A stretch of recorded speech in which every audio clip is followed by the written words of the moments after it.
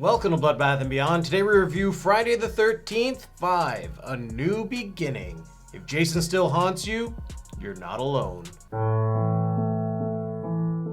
Directed by Danny Steinmann, starring Melanie Kinnaman, John Shepard, Shavar Ross, and Dick Wyand. This movie's about Tommy Jarvis. It takes place several years after he took down Jason Voorhees. He's now at a halfway house on his final step to recovery so he can re-enter society. Unfortunately, he's still haunted by his past, and there's a killer with a familiar face stalking and killing the residents of Pinehurst. This is a recommendation from our top donator over on Patreon, Deke, who has recommended the remainder of the Friday films. And we're kind of doing them in a strange order, but it's fine. So thank you, Deke, for kind of getting us to finally review this franchise. And because it is older and everybody already knows it, there will be full spoilers in this. So if you haven't seen the film, I would recommend checking this one out because there is kind of a major twist at the end. So what do we like? I liked that it had almost like a Friday 1 feel to it, doing the POV style for the killer, because it leaves that element of the mystery of who could possibly be killing all these residents. We've got the motives of the most hilarious woman next door. Who the fuck are you? What the fuck do you want? Ethel was probably like one of the biggest highlights for me. But like, you can also see how she didn't want people on her property. She didn't like the neighbors. She had her son, I guess, Junior, who's just big guy who is likely not competent enough to carry out said murders, but he does have like the strength and the build to do so. We had Victor, who killed Joey at the beginning, so you're like, oh, maybe he's escaped or something. Maybe he's doing the killing. Just forget it! But I think you're really out of line. There's a lot of people that you could point fingers at, and that's fun. Even Tommy Jarvis. Everyone could kind of like play off the idea that the trauma has turned him into Jason. And it is weird going back and knowing like, oh, we've seen the next movie, so we know that Tommy Jarvis is in the clear. But if you go into this like only taking 1 to 4, then it is definitely a reasonable possibility because he seems to disappear occasionally when people start to go missing. He is ripped to hell and definitely could murder all these people. Going My Bloody Valentine, where you have that like stare down because you constantly see like Tommy seeing Jason, but in actuality, when they're really faced off, he is Jason. But at the end of the day, it was Roy, which is actually a pretty interesting twist. Watching it now, knowing that it was Roy, is pretty damn evident because they do a lot of lingering shots on him, or when the cop's talking, he's just like, You talking to me, Sheriff? Huh?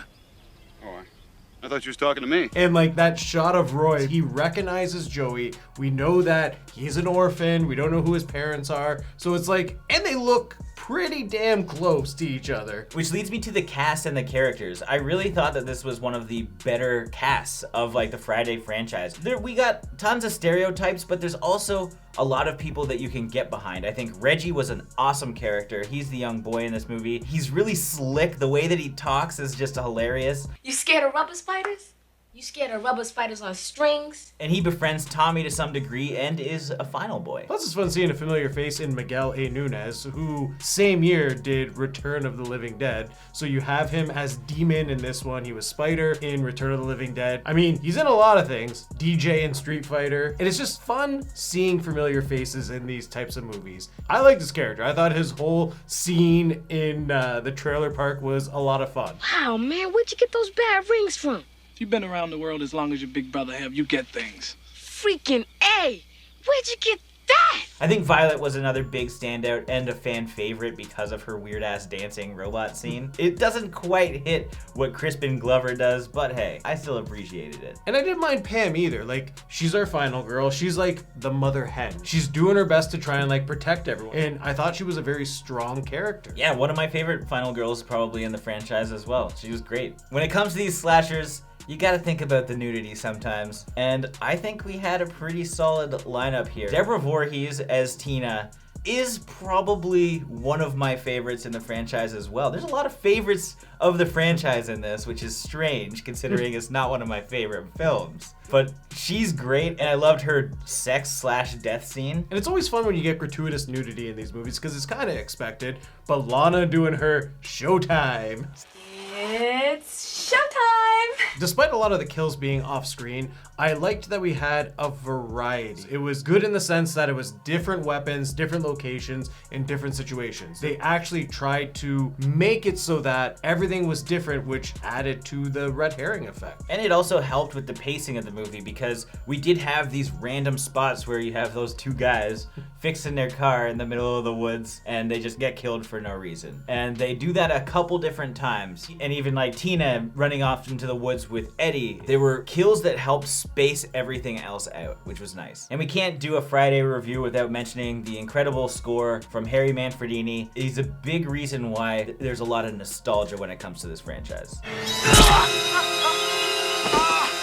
Now, what didn't we like? I actually am kind of upset with our characters in this film because as much as I appreciated all of them, I felt like the screen time wasn't shared long enough. I would have loved getting to know Jake and Robin, and like we're seeing all these people in the background. Yeah, it's great to have lots of kills, but if there's no one to get behind, to have sympathy for, or to want to see die because I hate them so much, it's just fodder, and that's what I felt a lot of these characters were. I totally agree, and it does come with the big cast because there are a lot of people here. You can't learn them all. The runtime would be way too long. Take out the scene at the restaurant. Take out the scene with the grease monkeys. The reality is Roy is the killer, and his motive is I'm killing everyone at this place because they murdered my son. The restaurant scene was about 10 minutes. It was just to show nudity and a kill, which again, appreciate, but I rather have seen more of the backstory that ties into the motive of our killer. But we wouldn't have had that sleazy guy with the mustache.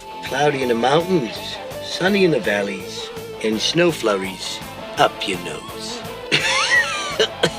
As much as I did like the Roy reveal, it did seem a little like shoehorned in there. Hey, look at this wallet. Oh my god, it's his son. It's like, okay, great. But also, the reason why he's wearing a mask, he likes Jason Voorhees and he's trying to pin it on him and stuff. It's like, okay, you didn't need to do that. You could have just said the son thing, and that's fine. And I also didn't necessarily like the actual ending. This is kind of an aside that should have been like prepended to our other review of number 6, where they completely negated what happened at the end of this movie, which suggests that he's about to murder Pam. And just to make sure it's also in our dislikes, I didn't like that there were just so many off-screen kills. It was potential, and almost everything is off-screen. We do see the aftermath, but you don't see any kind of like impacts, only for like maybe 2 or 3 kills. And that's unfortunate when you have so many kills happening. This just may be a personal dislike, but I think this is the weakest of the Jasons when it comes to appearance. Well, he had a blue mask. Is that why that's throwing you off? Yeah. Well, and he's also wearing a mask underneath his mask. I didn't like that Reggie was so eager to abandon Pam like that. They were like best buds, and then Jason's there, and he just fucking oops it, and then starts yelling for Pam. You know where Pam is. You just sped right by her to get away to safety. You're so reckless. Come here, Reggie the Reckless. I also didn't like that we had certain characters that we did get to know die off screen. Like literally, like we're gonna find their bodies afterwards. Like Reggie's grandfather. He could have had a cool kill.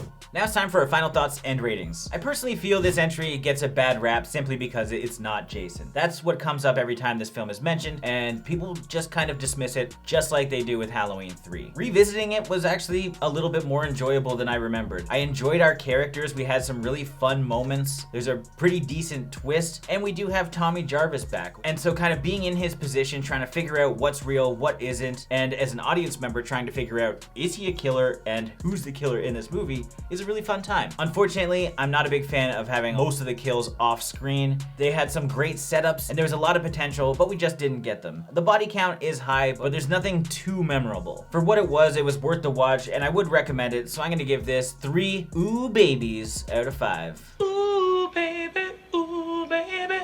Ooh, baby, ooh, baby. When watching franchises, it's hard because like there's so many other films that you appreciate that you can't help but compare this one to the other films. Because of that, I'm just left disappointed. Like Friday 5 to me, I appreciate all the new things that they tried to do and the red herring effect. Like there's a lot of good in this movie, but it's just not what I want to watch when I want to put on a Friday film. And that just has to come down to the story. I want to be involved with all the characters that I'm seeing, and I want to like cheer for some, I want to hate some. I come in here to see cool kills and a killer that looks great like Jason Voorhees killing these people, but it just didn't land for me. But again, it's not a bad film by any means. There is a lot of good to it, and as a standalone, it is worth a watch. It's just not my go-to for the franchise. So with that being said, I'm gonna give this film 2 angle slams through a table out of 5. As always, thank you for watching. Like this video and comment below with your thoughts on the film if you've seen it. If you haven't and you do want to check it out, links are in the description. And if you want the opportunity to recommend a movie for us to review, check out the Patreon links also in the description. If this is your first time here, make sure you subscribe to the channel to stay up to date with everything Bloodbath and beyond.